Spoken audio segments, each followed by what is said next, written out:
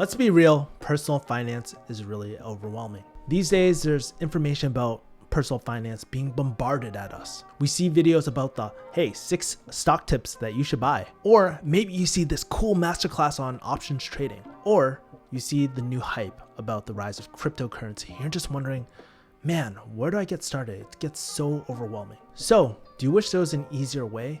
And do you want to know a more minimalistic way to approach personal finance? So in today's video, I'm going to talk about how I tackled personal finance in just 3 easy to follow steps.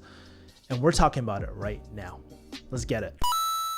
Hey, what's up? Welcome back to the channel. If you're new here, my name is Kevin. I'm actually a millennial personal finance guide, not guru.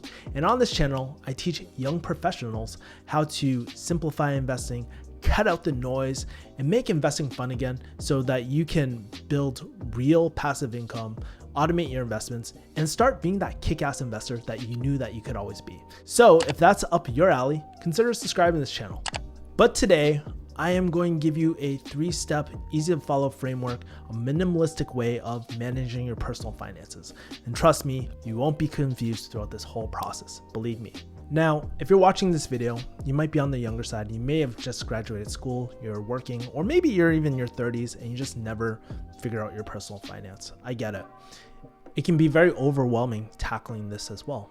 Think about it. Money is taboo. It's not something that we commonly talk about it with our friends, family, or even strangers at all. So what do? We, like most millennials, we just go online and look it up on Google and all that. But the problem with that is there's just so much noise, and sometimes we can get really overwhelmed with that process. Like I mentioned, should you invest with options? Should you buy cryptocurrency? What the hell is an APR? You're just trying to figure out all these different things. And what I quickly realized when I was trying to figure out my personal finances is that sometimes we don't need more information. We actually need less noise. At the end of the day, if you're watching this video, chances are you're not trying to become this day trader that spends all their time looking at monitors, looking at, hey, when are the dips? Can I short this? Can I long this? It gets very, very complicated. We just want easy, simple, easy to understand information so that we can feel confident about our finances. But the problem is, since we're so new to everything, how do we filter out what's important, what's not important? And if we don't do anything about our personal finances, we continue feeling overwhelmed. You know, those awkward dinners when your friends or family are talking about their investments, their personal finances, and you're just like, man, I just feel so freaking behind. The truth is, if you're not clear on your personal finances, that guilt can really catch up to you. So if you're there at this moment, don't worry, I've been there too. And probably I was actually in a worse situation off than you. I remember back in 2009, I remember hitting my overdraft fees when I was in Hong Kong. And at the time, I think I was about 20 or something like that. I was too busy going out, eating all you can eat sushi, and I totally neglected my financial state. It was the worst feeling ever when my mom actually called me from the States. She was like, dude, you overdrafted like not once, but 3 times. And for me, I actually felt really guilty about that. Like I was 20 years old.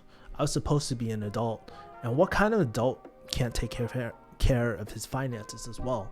And I started thinking about my future. And I was like, man, if I keep on going down this route, what will my life look like at the end of the road when I'm a lot older, when I have kids? Will I be able to do that? And so from that day forward, I decided to make the decision to learn more about personal finance, really take initiative about my personal finances and figure it out. But back in the day, we didn't have the internet. We had to sift through blogs, books, and all that sort of stuff. So I did a lot of the heavy lifting already. And so I just want to share my insights that really helped me.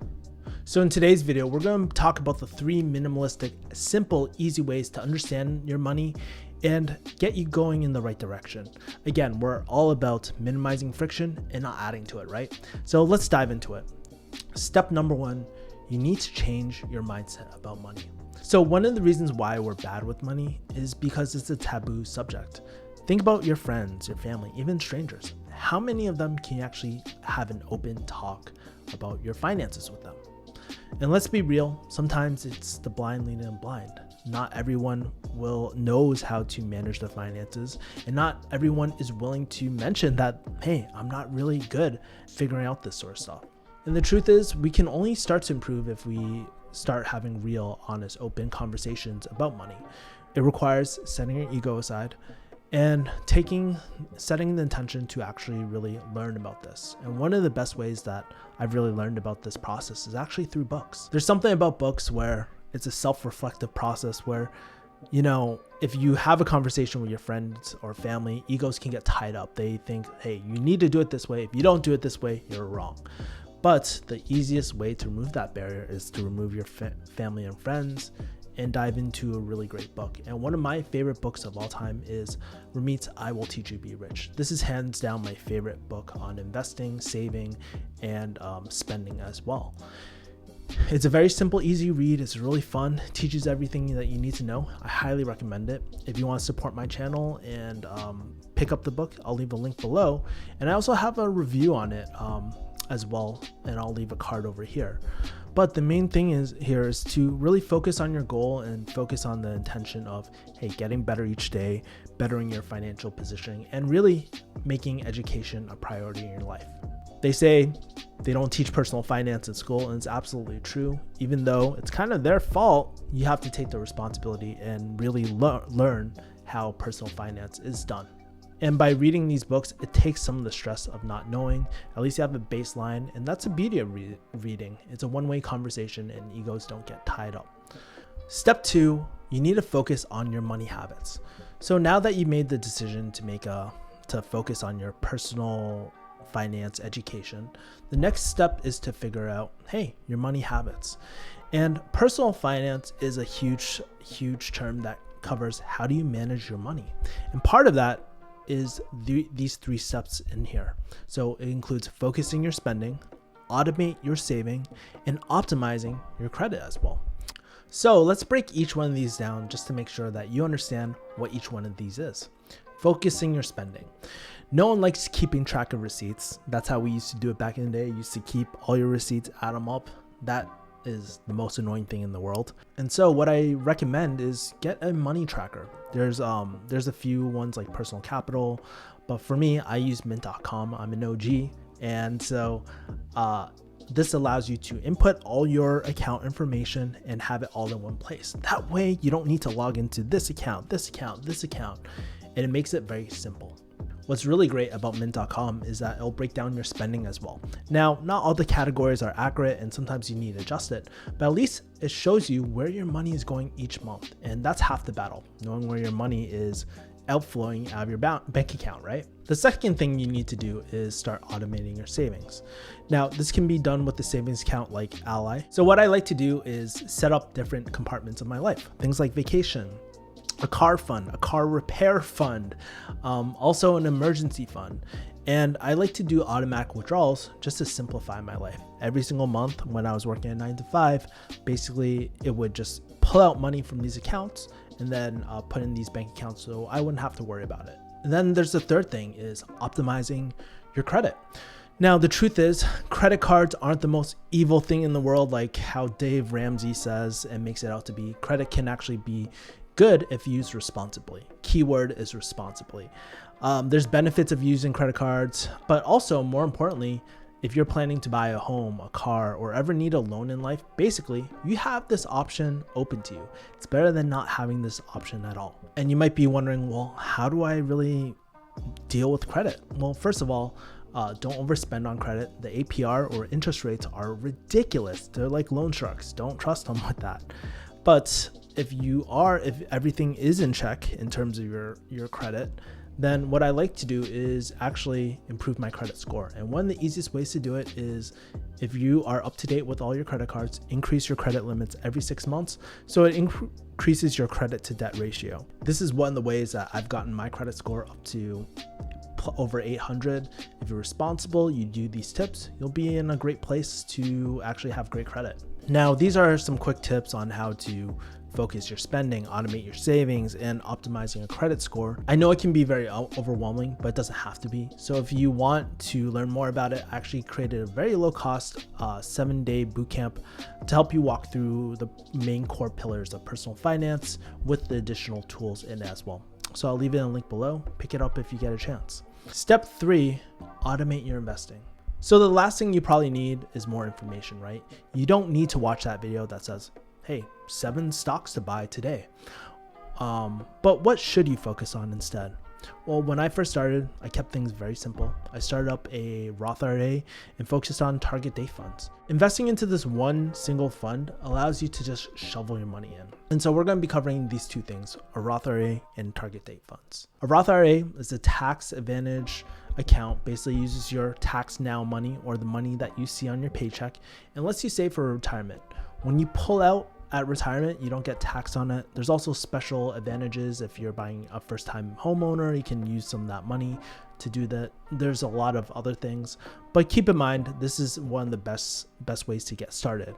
And it's basically, in my taco analogy, it's like, you know, if you're ordering a taco, it's basically the tortilla that holds all your investments inside.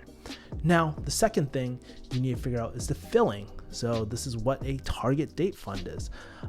Basically, it's a retirement fund. It has index funds, bond funds, and they automate your portfolio for you. So you don't need to balance it. You don't need to worry about, hey, do I have enough of bonds to stocks and all that? It just eliminates everything for you.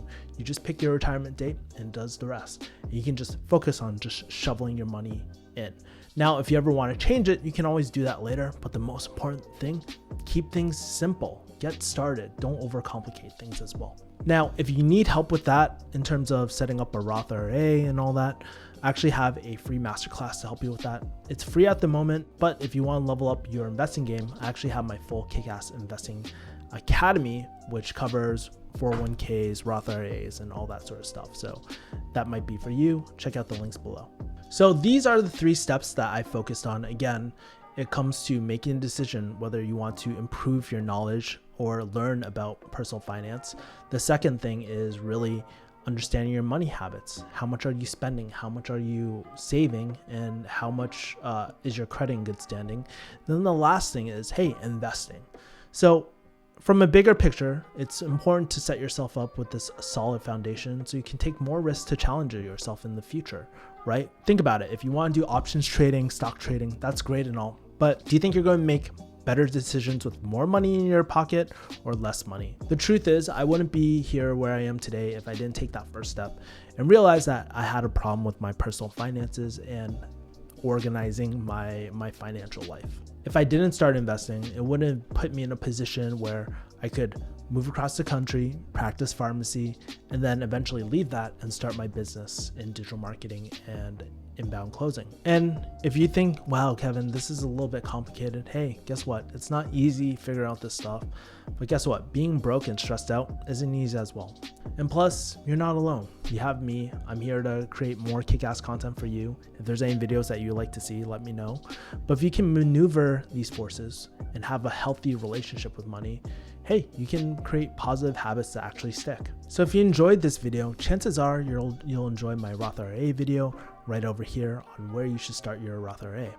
Or if you're interested in learning more about how to invest, make sure to click the cards as well.